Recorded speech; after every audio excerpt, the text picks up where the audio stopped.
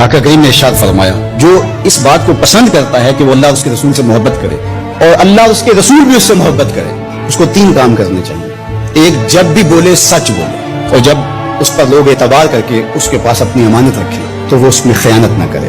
और तीसरी बात इरशाद फरमाई, जो उसका हमसाया हो उसके हुकूक का ख्याल रखे। एक तरफ तुम्हारा ये अमल